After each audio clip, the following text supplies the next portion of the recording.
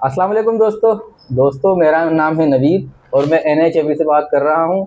आज मेरी मुलाकात हुई जनाब आदिल साहब से।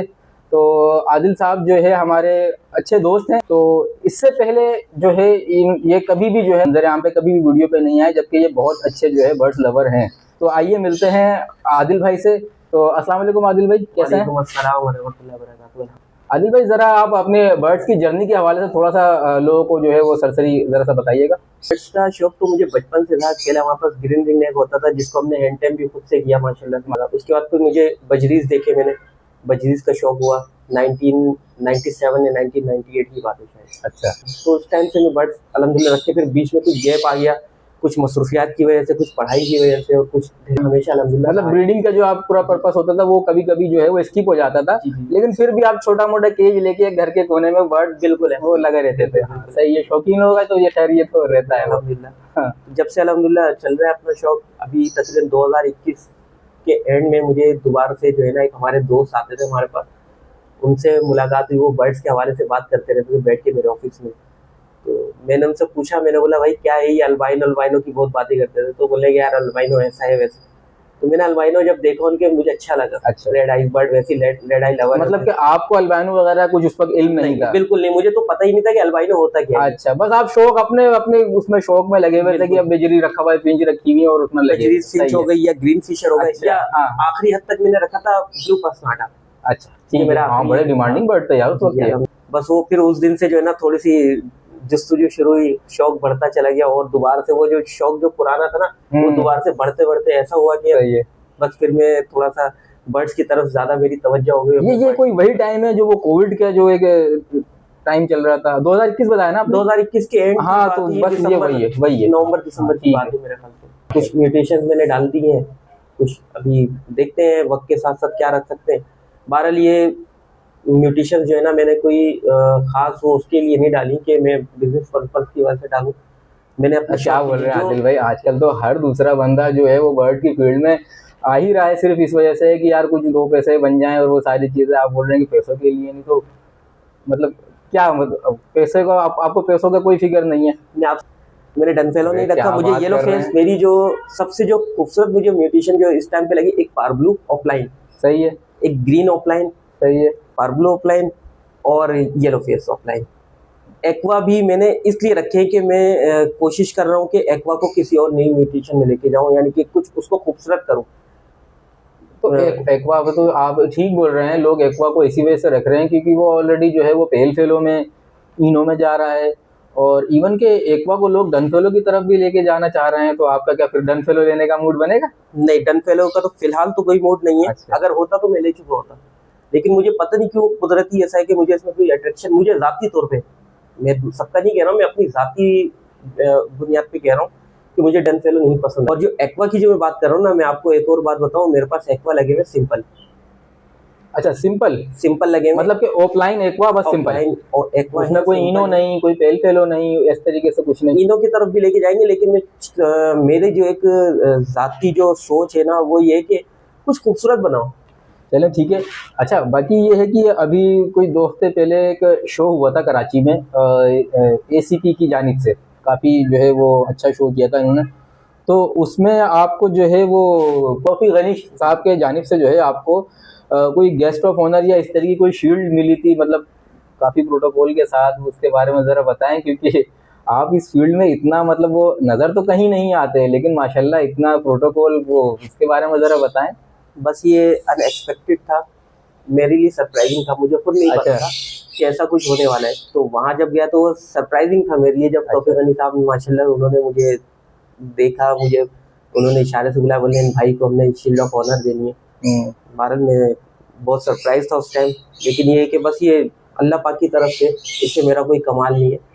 तो बस वो अल्लाह ताला का करम रहा कि ऐसी कोई मुझ में कोई ऐसी बात नहीं थी ना। शायद उनको कहीं से किसी ने कुछ शायद उनको दी हो, कोई बातें बताई हो कि मैं कुछ लव बर्ड के हवाले से काम करूं, लेकिन इससे पहले तक मेरी उनसे कभी मुलाकात नहीं हुई। अच्छा, माशाल्लाह। बाकी ये है कि दोस्तों, एक बात हम आपको जो है वो बताते चलें कि ये कोई, मतलब कोई छोटे मोटे बंदे नहीं है, माशाल्लाह बहुत अच्छा काम कर रहे हैं। और इसके अलावा अभी हम ऑफ द कैमरा जो है हम बात कर भी रहे थे कि वो कुछ एक्सपोर्ट के हवाले से फॉरेन कंट्री वगैरह कुछ, वो उसके बारे में कुछ बताएं कि मतलब क्या है, थोड़ा उसके बारे में कुछ हमें बताएं। थोड़ा सा इसका मैं आपको बैकग्राउंड बताता हूँ। मैं असल में कुछ टाइम में पाकिस्तान से बाहर भी रहा हूँ, तो अच्छा। वहाँ से मेरी बहुत अच्छे दोस्त यार हैं। वहाँ की जो नेशनलिटी वाले नेशनल हैं वहाँ के, बहुत अच्छे दोस्त यार हैं मेरे वहाँ के। काफ़ी ये समझ लें कि मेरी एक वहाँ फैमिली है। अच्छा तो जी जी, तो उन्होंने, उनसे मेरा रब्ता रहता था अक्सर। तो व्हाट्सएप पे वॉइस मैसेज वगैरह होते थे हमारे। तो मैं जाहिर साथ में बर्ड रूम में होता था, एवरी में अपना होता था, तो उनसे कभी वॉइस मैसेज हो जाता। मतलब कि उनको नहीं पता था कि आप बर्ड के शौकीन हैं, बस वो तो आप रैंडम जो आपकी जो रिलेशन है उससे रिलेटेड आप जो उनसे व्हाट्सएप पे बात कर रहे थे। अच्छा ठीक। तो वो हमारे वॉइस मैसेजेस वगैरह होते थे, तो मेरी वॉइस मैसेजेस में कभी परिंदों की आवाज़ भी चली गई होगी, तो उन्होंने नोट कर लिया। तो उन्होंने मुझसे पूछा, आपने क्या आपके पास कोई बर्ड्स वगैरह भी हैं? मैंने बताया जी है बर्ड्स मेरे पास। उन्होंने मुझसे बर्ड्स की वीडियोस वगैरह बोला, दिखाया हमें क्या रखा हुआ है। जब मैंने उनको बर्ड्स की वीडियो वगैरह भेजी तो उनके अंदर शौक पैदा हुआ। अच्छा। उनके अंदर शौक पैदा हुआ। वो काफ़ी लोगों ने मुझसे वहाँ पर फिर जो है ना वो अप्रोच किया मुझसे कहने लगे कि यार आपके पास बर्ड्स हैं, हमें दिखाएं हमें दिखाएं। तो मैंने तकरीबन कोई 15 से 20 शायद वीडियोस और लोगों को तस्वीरें वीडियो वगैरह व्हाट्सएप की मैंने उनको। तो उन्होंने, अच्छा मुझे नहीं मालूम था, उन्होंने किया ये कि मुझसे बातचीत हुई। फिर वो जाहिर सी बात है हफ्ता 10 दिन 15 दिन हम लोग राब्ते में नहीं रहते, कोई मैसेजेस वगैरह नहीं थे। तो मेरे मुझसे बात होने के बाद वो बैक पे जो है ना मेरे वो अपने एक उनके करीब में ही एक कंट्री है इंडोनेशिया, तो उससे उन्होंने राब्ता किया क्योंकि उनके करीब है, वहाँ पर इस बर्ड्स के हवाले से काफ़ी काम होता है। यानी कि उनके कंट्री से करीब जो है वो इंडोनेशिया पड़ता है, तो इस वजह से उन्होंने वहाँ से राब्ता किया। उन्होंने उनसे राब्ता किया होगा। अब जाहिर सी बात है आप भी देखते होंगे कि यूट्यूब पे या वेबसाइट पे कहीं भी एक्साइटेड आप अगर जाते हैं किसी को अप्रोच करने के लिए, वहाँ थोड़ा सा वो महंगा ही आइटम मिलता है आपको। जाहिर सी बात वीडियोस वगैरह वही डालते हैं जो थोड़ा अच्छे लेवल पे काम कर रहे होते हैं। तो उन्होंने अप्रोच किया होगा उनको। तो अप्रोच करने के बाद जब उन्होंने उनसे रेट वगैरह लिए तो रेट काफ़ी बताया। तो उन्होंने मुझे बताया कि $US में हमें इतने का बर्ड मिल रहा है। अच्छा। तो मैंने उनसे तस्वीरें पूछी मांगी जब, तो उन्होंने तस्वीरें मुझे भेजी। तो पारब्लू अपलाइन और ये सब चीज़ें तो काफ़ी महंगा था। मैंने जब उसका हिसाब लगाया तो पाकिस्तानी में तकरीबन कोई ₹1,00,000 के आसपास पहुँच रहा था पारब्लू। अच्छा। अपलाइन जी जी। तो मैंने उनसे कहा कि पाकिस्तान में तो बहुत कम रेट में है ये। तो उन्होंने मुझसे रब्ता किया जब, तो कहा कि जो है ना आप हमें बर्ड से। तो मैंने उनको अब जब पाकिस्तान के अपने रेट बताए तो उन्होंने कहा यार आपके यहाँ तो बहुत चीपर है। तो मेरे ख्याल में उनको यहाँ से जब हम आप जब बर्ड यहाँ से उनको भेज भी देंगे उसके बाद भी उनको काफ़ी जो है ना वो सस्ता पड़ेगा। मतलब कोई कंपैरिजन ही नहीं है। एक बर्ड यहाँ पर जो चंद हज़ार का थे वहाँ पर वो उनको ₹1,00,000 का पड़ रहा था। तो वो तो जाहिर है उनके लिए तो बेनिफिट है कि वो पाकिस्तान से ही लें। जी बिल्कुल। और दूसरा ये कि मैं भी उनको कोई अंधेरे में नहीं रखना चाहता। जाहिर सी बात है वो उनको मुझे देख के आके या कह लें शौक हुआ, तो अब मैं उनको वही कि अपनी क्या कहते हैं अपने पैसे बनाने के चक्कर में मैं उनको, जाहिर सी उनसे मेरे रिलेशन भी बहुत अच्छे। तो मैंने उनको कहा कि कोई मसला नहीं, यहाँ से बर्ड तो मैं आपको दे दूंगा, लेकिन वो बर्ड अगर मेरे कोई हल्का हिबाब में होंगे, जानने वाले में होंगे, तो वो मैं आपको बिल्कुल अरेंज करके दे सकता हूँ। लेकिन ओवरऑल मार्केट से मैं नहीं लेके दे सकता, क्योंकि जाहिर सी बात है हर बंदे के अपने प्राइस भी होते हैं। और दूसरा ये कि बर्ड्स के अंदर प्रॉब्लम भी होती हैं काफी सारी। अगर आपको बता दिया स्प्लिट डन फेलो या स्प्लिट इनो है तो वो ना निकला तो वो आपके रिलेशन पे इशू आएगा। तो मैंने उनसे ये कहा, मैंने इंशाल्लाह आपको मैं अरेंज करके दे सकता हूँ।